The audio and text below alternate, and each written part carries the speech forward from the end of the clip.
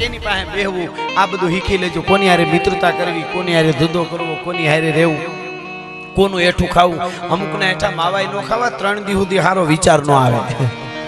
જઈ તમારો મગજ બહુ ચકરાવે ચડે ને તઈ માની લેવું વિચાર કરવો પરમ દિવસે કોનો માવો ખાધો હતો, એની અસર થાય.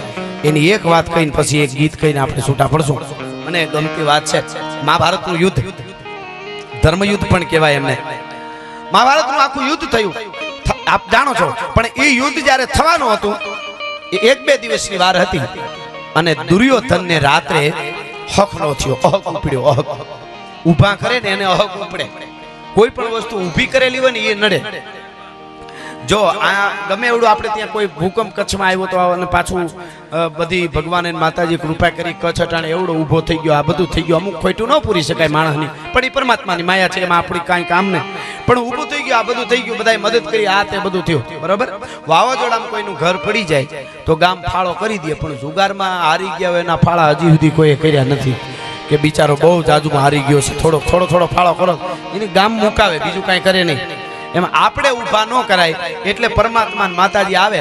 પણ આ તો ઊભું કરેલું એટલે દુર્યોધનને હક નથી થતું. અને દુર્યોધનને એમ અકળામણ ઉપડ્યું છે કે શું થાય. એટલે એને સહદેવની ખબર હતી, પાંડવોનો ભાઈ સહદેવ પાંડવોમાં આવે. સહદેવની એને ખબર હતી, સહદેવને બધી ખબર હોય કે આગળ શું થવાનું છે. એટલે અડધી રાતે દુર્યોધન ઉપડ્યો, સહદેવના પાસે એના તંબુમાં ગયો. સહદેવની પાસે જઈને કે ભાઈ જય માતાજી. તો જય માતાજી કેમ છો? તો બસ આમ નીંદર નહોતી આવતી તો મને એમ થયું ભાઈ હાર બાજુ આટો મારું. મને ખબર છે તું કેવો ભાઈ છો, હું કામ આવ્યો છો, મને બધી ખબર છે, પધારો. એટલે બેઠો કે ધીંગાણું તો હવે થવાનું જ છે, મહાભારતનું યુદ્ધ તો પાકું થઈ ગયું ને. તો સહદેવ કે તે ઉપાડો જેવો લીધો છે એટલે એ તો હવે થવાનું જ છે. દુર્યોધનને કે સહદેવ એટલે સહદેવ નાના પાંડવોમાં.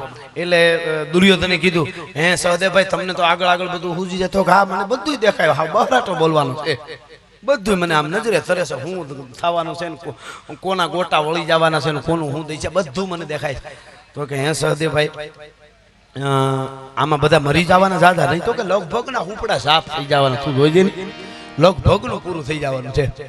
તો કે બધા તો કે ના એમ ગણ્યા ગાંઠ્યા રહેવાના છે, બાકી બધા મરી જવાના. મહાભારતના યુદ્ધમાં 18 દિવસના યુદ્ધમાં ગણ્યા ગાંઠ્યા બચવાના. દુર્યોધન કે હે સહદેવભાઈ ગણ્યા ગાંઠ્યા બચવાના છે, એ લિસ્ટમાં મારું નામ છે એમ જરીક જોઈ દો ને. તો સહદેવે કીધું તારા હાટું તો આખો પ્રોગ્રામ કાર્યક્રમ તૈયાર થયો છે, તું ક્યાંથી એ લિસ્ટમાં રહે, બચવાના લિસ્ટમાં રહે? આખો પ્રોગ્રામ જ તારા હારું તૈયાર થયો ને તું કે એ લિસ્ટમાં જીવવામાં મારું નામ છે, તું મરી જવાનું. તો કે ઈ પાઉલ તારું તો પૂરું, તારું ભૂંડાઈ મોત થવાનું, બધું જોઈને બધાય મરતા જોઈને પછી જેલે થવાનું. તો દુર્યોધન કે મને કોઈ બચાવી શકે? તો કોઈ નહીં, કાંઈ પણ ઉપાય કરો. તો હા એક ઉપાય છે કે શું, ભીષ્મ પિતા જો તારું રક્ષણ કરે ને, ભીષ્મ પિતા એવું નક્કી કરી લે કે હું દુર્યોધનને બચાવી લઈશ તો તને કોઈ ન મારી શકે. તો દુર્યોધન કે ભીષ્મ પિતા એવું કરે, જો પોતાના ઉપર શંકા જાય ને એને દુર્યોધન કહેવાય. આ સીધી જ વાત છે. ભીષ્મ પિતા એવું કરે, મને બચાવવાનું કરે એમ. તો પછી તો સહદેવે એની વાતનો જ ઉપાડ કર્યો, એ કે કરે જ નહીં, તારા જેવી પનોતી જાતિ હોય કોણ રક્ષણ કરે? તો કે ભીષ્મ પિતા મારું રક્ષણ કરે એવું કરવું હોય શું કરવું પડે? તો એ દુર્યોધનને સહદેવે કીધું કે એક કામ કરવું પડે. કે શું? નીચના એઠું અનાજ ખવડાવવું પડે, નીચનું એઠું અનાજ. નીચ માણસના જોજો અમુક એઠું ખાવાથી કેટલો અસર થાય. એટલે આ વાત નાનકડી વાત છે, એ કે નીચનું એઠું અનાજ ખાઈ જાય તો ભીષ્મ પિતાની બુદ્ધિ ફરી જાય, તારું રક્ષણ કરે 18 દિવસ. દુર્યોધન કે એવો નીચ કોણ?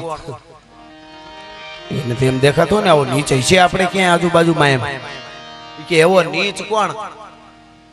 તઈ સહદેવે કીધું તું તારો મામો શકુની, તમારાથી નીચ કોણ હોય બીજું? આમાં તારો ઇતિહાસ તપાસી લે આખો. કે હું કે શકુની મામારું એઠું ખાય એટલે ભીષ્મ પિતાની બુદ્ધિ ફરી જાય? તો કે ફરી જાય, એમાં કોઈ ફેરફાર જ નહીં એમ. પછી તો એને એમ થયું કે હા બીજે દિવસે જમણવાર ગોઠવું નાખો કાર્યક્રમ. જમવા બેહાર્યા, અહીંયા ભીષ્મ પિતા બેઠા ને આ બાજુ શકુની ને આ બાજુ દુર્યોધન, મારા હામ ને તારા હામ ને મારા હામ ને. એ થાળીમાંથી કોળિયું આમ કરીને આમ દુર્યોધને આ બાજુથી મૂક્યો ને આ બાજુથી શકુની ભીષ્મ પિતાને થાળી મૂક્યો. પણ ભીષ્મ પિતાએ કોળિયો એક લઈને કૃષ્ણાર્પણ કરીને હેઠો મૂક્યો.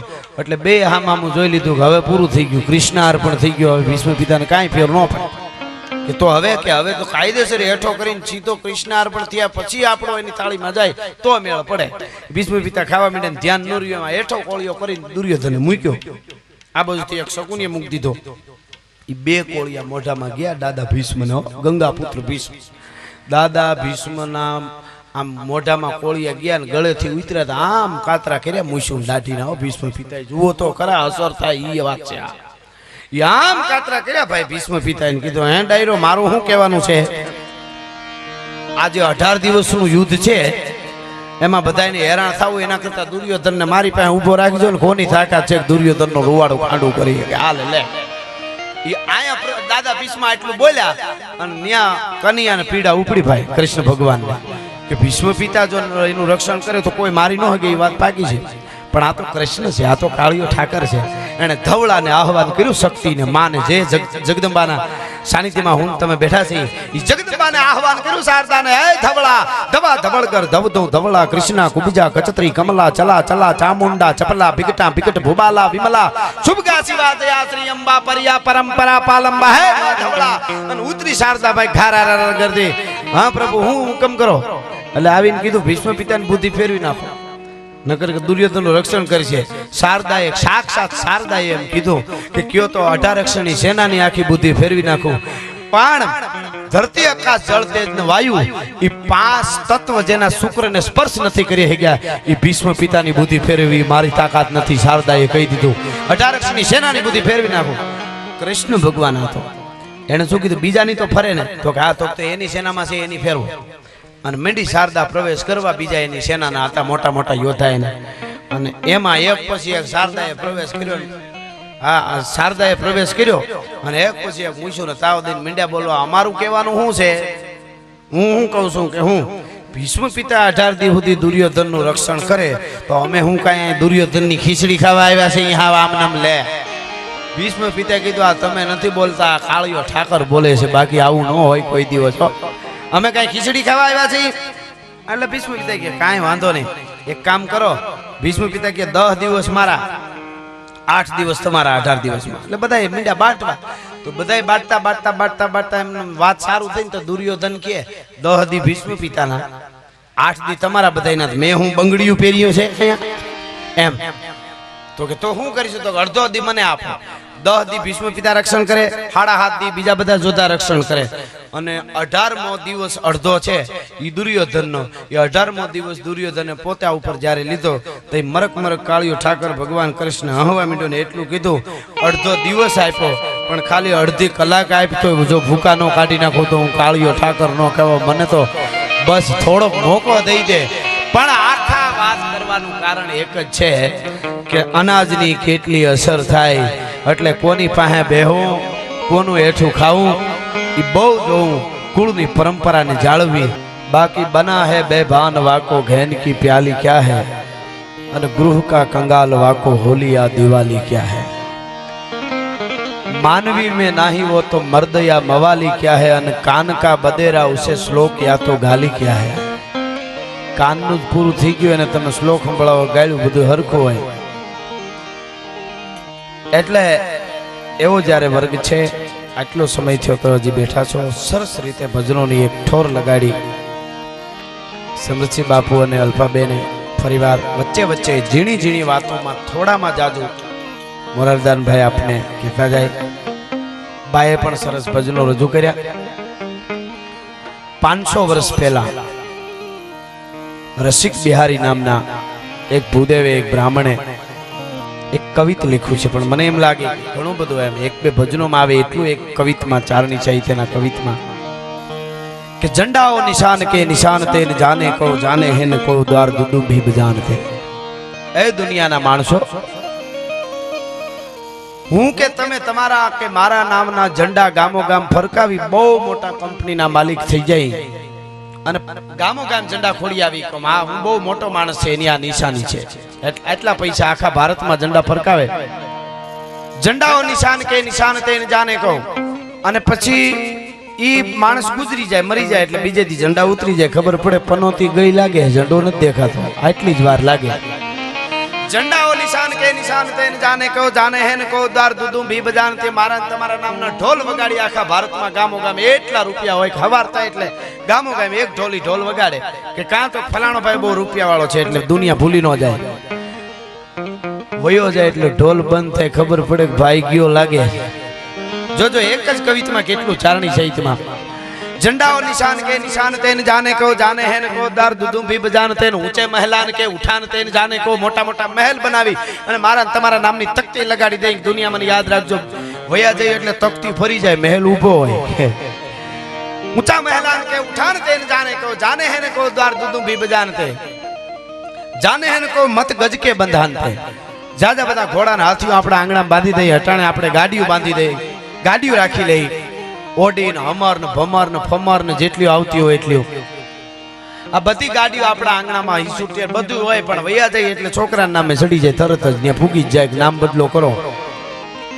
તો જાને હને કો મત ગજ કે બધાનતે શાંતે ન જાને ખોટી નકરી શાન લઈને ફરી દુનિયા કોઈ દી યાદ ન રાખે ગુમાનતે ન જાને અભિમાની ગમે હોય તો દુનિયા યાદ ન રાખે શાંતે ન જાને ઓ ગુમાનતે ન જાને ધન ધાનતે ન જાને ધન ગમે એટલું હોય ધીરુભાઈ અંબાણી આવડું મોટું રિલાયન્સ ફાઉન્ડેશન ઊભું કર્યું આ બધું પણ ઈ વયા ગયા પછી તરત એના છોકરાઓના નામે બોલે હટાણે બરોબર એનું નામ નિહરી ગયું તરત જ તો એટલું ધન હોય તો દુનિયા યાદ ન રાખે જો કવિએ કવિતામાં કીધું છે ધન ધાન તે ન જાણે કો કોટિક વિધાન તે 1 કરોડ પ્રકારના વિધાન કરો દુનિયામાં તોય કવિએ કીધું છે 500 વર્ષ પહેલાનું આ કવિ છે એમણે કીધું કે દુનિયા ભૂલી જવાની 1 કરોડ વિધાનથી ભૂલી જવાની તો ડાયા માણસે અફસોસ વ્યક્ત કર્યો આપ જેવા બધા જે ભજન પ્રેમી હતા એમણે અફસોસ વ્યક્ત કર્યો સાચા માણસોએ કે તો દુનિયામાં એક એવી વસ્તુ જ નહીં કે દુનિયા કાયમ યાદ રાખે તો રસિક બિહારી કીધું 1 નહીં 4 છે હે કે 1 નહીં 4 છે કે 4 કઈ તો કે રસિક બિહારી 4 બાત તે જહાન જાને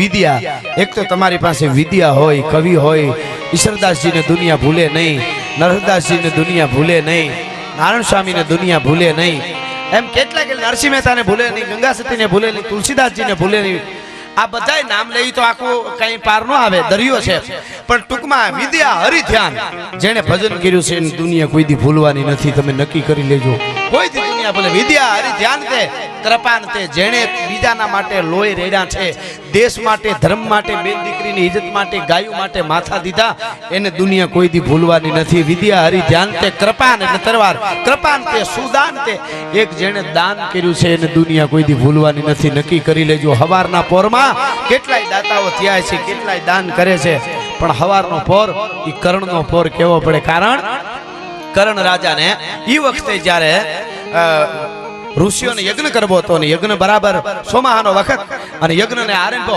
યજ્ઞ ચાલુ હતા ને એટલા બધા વરસાદ પડ્યા લાકડા બધા ભીના થઈ ગયા યજ્ઞો બરાબર હાલતા નથી અને એમાં 5 પાંડવોની પાસે આવ્યા અને આવીને કીધું કે યજ્ઞ કરવો છે ઋષિઓએ કીધું અને સરપણ જોઈ છે લાકડા જોઈ છે એટલે કીધું કે લાકડા તો કયો એટલા આપી પણ આવા વરસાદમાં તો છે ને અમારે રાંધવા પૂરતી માંડ છે એમ દુર્યોધન પાસે ગયા દુર્યોધને કીધું હું દુર્યોધન છું તમે કયો એટલા આપું પણ થોડી વરાપ થવા દો આ વરસાદના તો બોળા લાકડા હોય બીજું કાંઈ છે નહીં એટલે દુર્યોધને ના પાડી પાંડવોએ ના પાડી પણ કર્ણની પાસે જઈને જ્યારે ઋષિઓએ કીધું કે યજ્ઞ અટકી પડવાનો છે સરપણ જોઈ છે લાકડા નથી અમારે લાકડા જોઈ બળતણ જોઈ છે એ વખતે કર્ણે હુકમ કર્યો તો કે આપણી અસુશાળા ખોલી નાખો અને આડી આડર કાઢીને આપી દો યજ્ઞ પૂરો થઈ જાય તેથી રાજા કર્ણે યજ્ઞ પૂરો કર્યો હતો એટલે હવારનો પોર ઈ કર્ણનો પોર કહેવાય છે એટલે જેને આપ્યું છે રસિક બિહારી 4 બાત તે જહાન જાને વિદ્યા હરિ ધ્યાન તે કૃપાન તે સુદાન તે આ 4 જણાને દુનિયા જગતના કાળની છાતીની માથે લખાઈ જાય છે એ તાકાત નથી કોઈ કાઢી શકે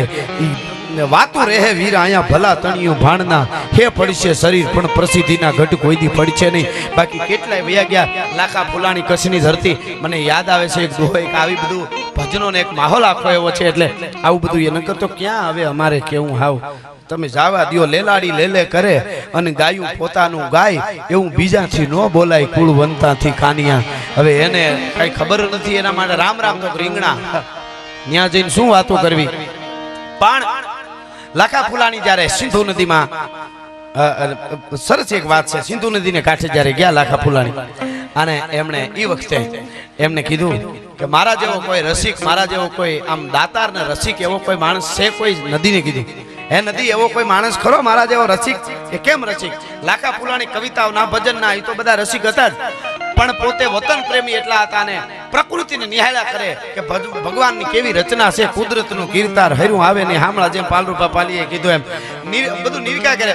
અને લાખા ફૂલાણી આવળ બાવળ બોરડી ઉપર પોતાના વસ્ત્રો હૂકવેલા અને માણસો લેવા ગયા, પાછા હૂકવા હોય ને સ્નાન કરીને એ લેવા કોઈ માણસો જતા હતા. લાખા ફૂલાણી કીધું રેવા દો કાં?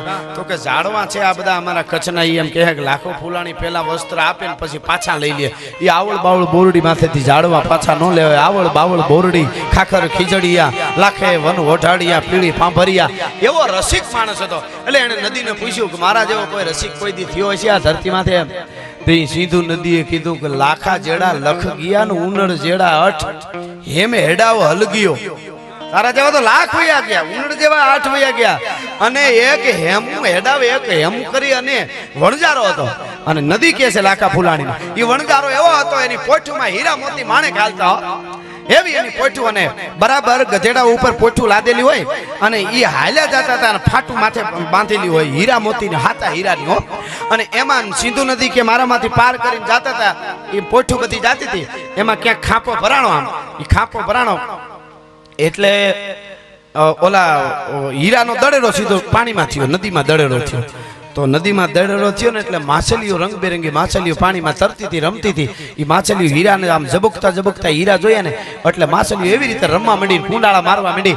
અને એમ જે વણજારો હતો એને મોજના તોરા છૂટી ગયા. હીરાની સામે માછલીઓ જે રમતી હતી એ બધું જોવા માટે એટલો પ્રકૃતિનો એ આનંદી માણસ હતો કે હીરાની જેટલી પોઠું ભરી હતી એ છોડીને આમ ફગવી નદીમાં માછલીઓના નૃત્ય જોતો હતો, તેથી આનંદ કરતો હતો. આ એમ હેડાવા હલ ગયા બીઓનો ઉભી રહ્યો બાટ.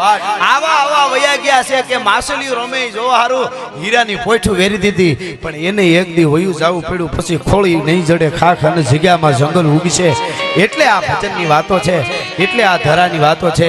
જેની ઉજળી પરંપરા હોય, જેના ઉજળા સંસ્કાર હોય એ આવું બધું સાંભળી શકે. બાકી લોહીનો ન હોય, કોઈનો ન હોય, એની પાસે કોઈ દી બેહવું નહીં અને એની હારે મિત્રતા ન કરવી. અમુકની પાસે બેહવું નહીં, એકલા રહેવું, માવા હારું થઈને ખિસ્સા પાડી નાખે એવાની મિત્રતા ન કરવી.